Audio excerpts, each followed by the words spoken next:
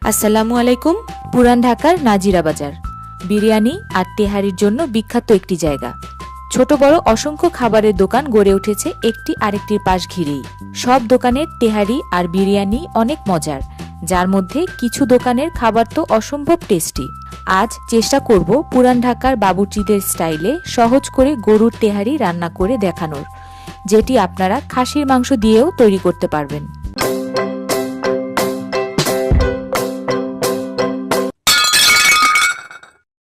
এখানে আমরা 1.5 কেজি গরুর মাংস নিয়েছি আর রেস্টুরেন্টের মতো ছোট ছোট সাইজ করে কেটে নিয়েছি।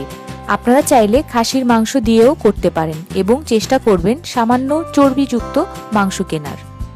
তেহারের জন্য একটি মশলা তৈরি করে নিতে হবে। এর জন্য লাগছে 10টি এলাচ, 1.5 ইঞ্চি সাইজের 2টি দারচিনি, একটি জায়ফলের অর্ধেক, ছোট ছোট 3 টুকরা জৈত্রিক। এই মশলাগুলো না ভেজে গুঁড়ো করে নিতে হবে।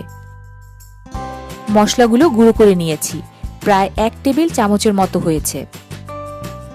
মাংস রান্নার জন্য 300 গ্রাম তেল নিয়ে নিচ্ছি। এই রান্নায় আমরা তেল একটু বেশি করে ব্যবহার করব। তেল গরম হয়ে আসলে দিয়ে দিচ্ছি 1 কাপ পেঁয়াজ কুচি। পেঁয়াজ বাদামি করে ভেজে নিব। যারা দেশের বাইরে থাকেন তাদের জন্য বলছি, দেশের বাইরে কিছু কিছু দারচিনি পাওয়া যায় যেগুলো আমাদের দেশের মতো না, কিছুটা পেঁচানো ডালের মতো থাকে। আমার বলা সাইজ অনুযায়ী সেই দারচিনি ব্যবহার করলে অনেক বেশি হয়ে যাবে, তাই ভিডিওটা দেখে আন্দাজ করে নেয়ার চেষ্টা করবেন। আমার পেঁয়াজ প্রায় ব্রাউন হয়ে এসেছে। এখন অ্যাড করছি 3 টেবিল চামচ আদা বাটা, 2 টেবিল চামচ রসুন বাটা,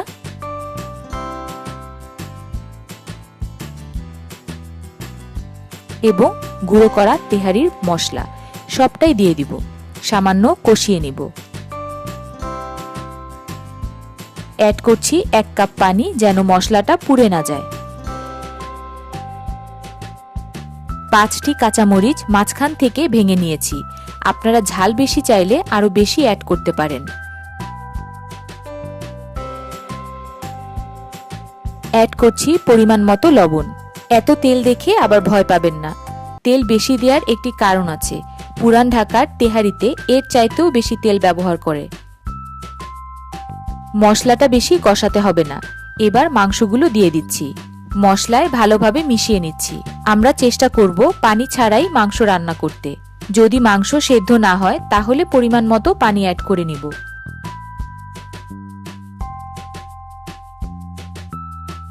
অ্যাড করছি 3 টেবিল চামচ টক দই। দইটা একটু ফেটে নিবেন।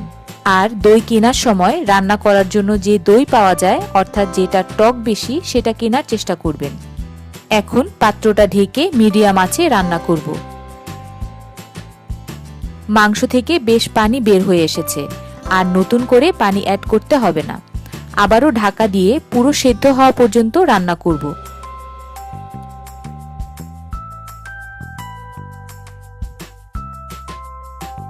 আমাদের মাংস রান্না শেষ হয়ে গিয়েছে এবং তেলও ভেসে উঠেছে। মাংসটা এমনভাবে রান্না করবেন যেন অধিকাংশ তেলই মাংস থেকে আলাদা হয়ে যায়। মাংস রান্না শেষে চুলা বন্ধ করে হাঁড়িটাকে কিছুক্ষণ কাত করে রাখবো, যেন মাংস থেকে তেলগুলো তুলে নিতে পারি। মাংস থেকে যতটুকু সম্ভব তেল তুলে নিয়েছি। এই তেল দিয়েই আমরা আমাদের বাকি রান্নাটা করব। দিয়ে দিচ্ছি 1 কেজি চাল। তেহারি রান্নায় চালের চাইতে মাংস বেশি হলে রান্নাটা মজা হয় বেশি। চেষ্টা করবেন যে পরিমাণ চাল নেবেন তার 1.5 গুণ বেশি মাংস নিতে। চালটা সামান্য ভেজে নিব, খুব ভাজার প্রয়োজন হবে না। এবার অ্যাড করছি গরম পানি। আমরা 1 কেজি চালে 1.5 কেজি গরম পানি অ্যাড করব। চুলার আঁচ কিন্তু মিডিয়াম লোতে আছে।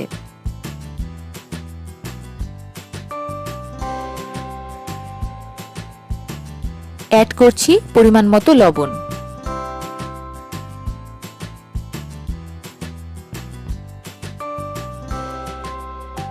3 টেবিল চামচ গুঁড়ো দুধ। দুধ পানিতে গুলিয়ে নিয়েছি।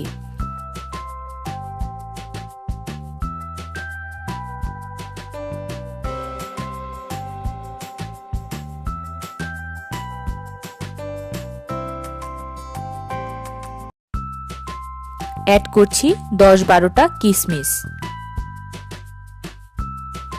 8-10টা কাঁচামরিচ, 1 টেবিল চামচ কেওড়া জল।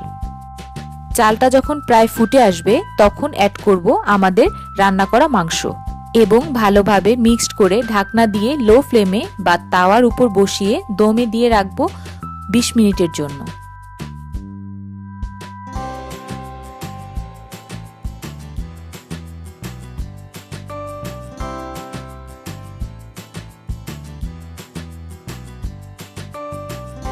ফিরে এলাম 20 মিনিট পর। মাঝে একবার তেহারিটা নেড়ে দিয়েছি। এখন 2 টেবিল চামচ ঘি ছড়িয়ে দিয়ে মিক্সড করে নিচ্ছি। আমাদের তেহারিতে কিন্তু তেলের পরিমাণ পারফেক্ট আছে, খুব বেশিও না আবার কমও না, এবং সুন্দর একটা ফ্লেভারও পাওয়া যাচ্ছে। এটাকে আরও কিছুক্ষণ দমে রেখে দিব। প্রিয় ভিউয়ার্স, এই তেহারিতে আমরা কোনো হলুদ গুঁড়া, মরিচ গুঁড়া, জিরার গুঁড়া, ধনিয়ার গুঁড়া, তেজপাতা ব্যবহার করি নাই, যেটা পুরান ঢাকার অধিকাংশ বাবুর্চিরাই করে থাকেন। রেসিপিটা ফলো করে রান্না করে দেখুন, 100% না হলেও পুরান ঢাকার স্বাদের গ্যারান্টি দিচ্ছি। ধন্যবাদ।